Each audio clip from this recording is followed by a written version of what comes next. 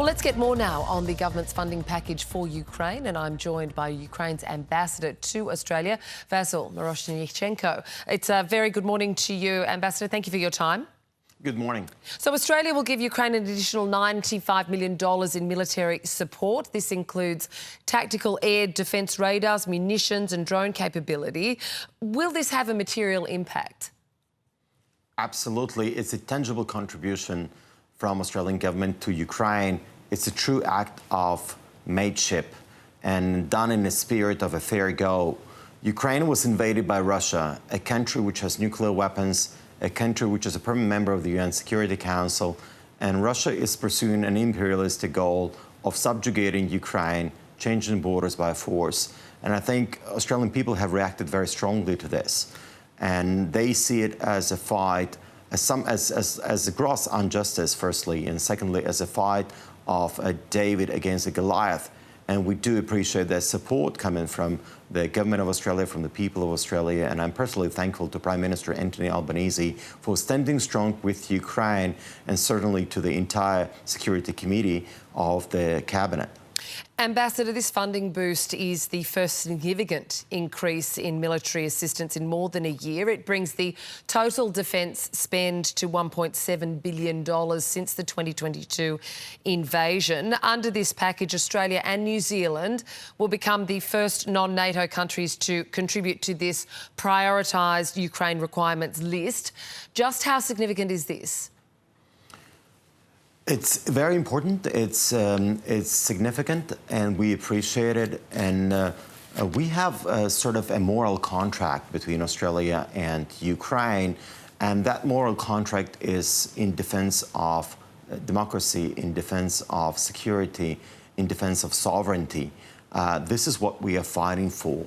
Hence, we see a clear connection between the regional security of Australia and what is happening currently in Europe, and how we should work together to make sure that Russia fails in Ukraine, because that will be the biggest contribution, the best deterrence that you can build in the Asia-Pacific.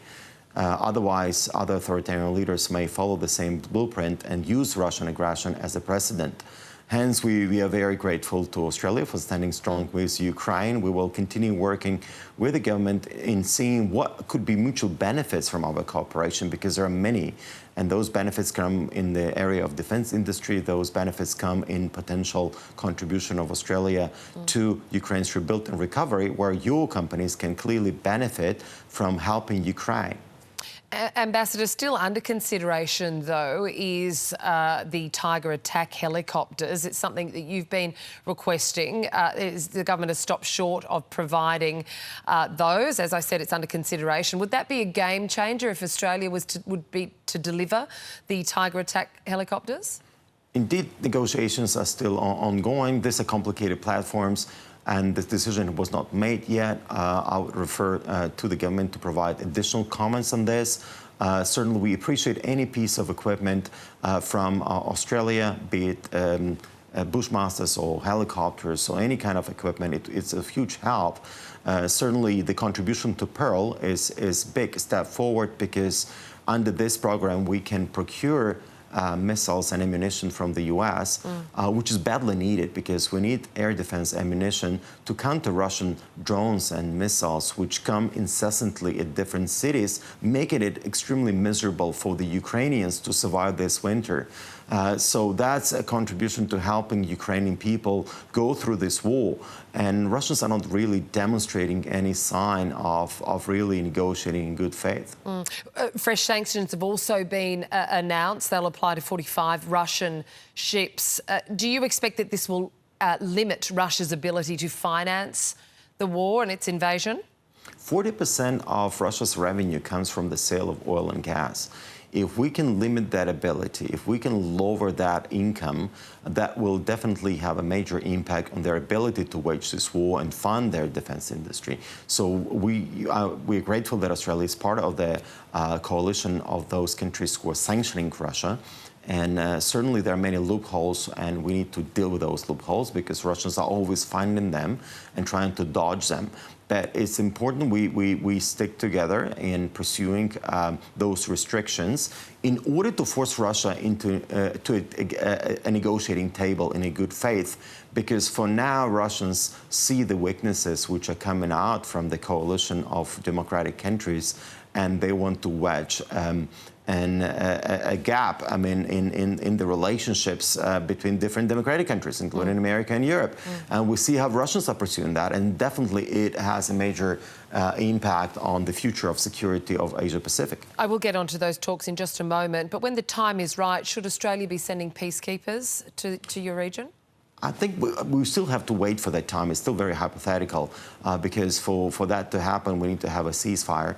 And Russians are not demonstrating they are interested in a ceasefire, and they're not interested in peace. What Russians are interested in, they're interested in Ukraine. They're interested in destroying Ukraine's sovereignty and subjugating Ukraine entirely. And they have never given up on their objective, which they announced almost 4 years ago. This announcement of the additional aid from Australia comes after the US-Russia talks, where the Ukraine Foreign Minister has accused Putin of wasting the world's time. That's a quote there. Did it end in anything tangible in your mind? We haven't heard any good news from out of Moscow, except for that the talks are ongoing and will continue. We welcome President Trump's commitment to ending this war, and we will continue working with the U.S. administration and our European allies and Australians and New Zealanders in creating the conditions where we can force Russia into ending this war. We didn't start it. We're just fighting back, and we are fighting for the right cause. And we are true mates to each other here in defending democracy, in defending rule of law, and defending human rights. Finally, Ambassador, it is coming up to the 4th anniversary of this war. You mentioned there winter is upon the region. What does it look like? What does the future look like? And how long can Ukraine sustain this battle with Russia? Ukraine currently is the largest producer of drones in the world. We produced 4 million drones this year. And these autonomous systems keep us going because we've seen how the defense industry has changed and we adapted to a new warfare. Certainly, we depend on the support coming from our allies, including Australia, to keep on going.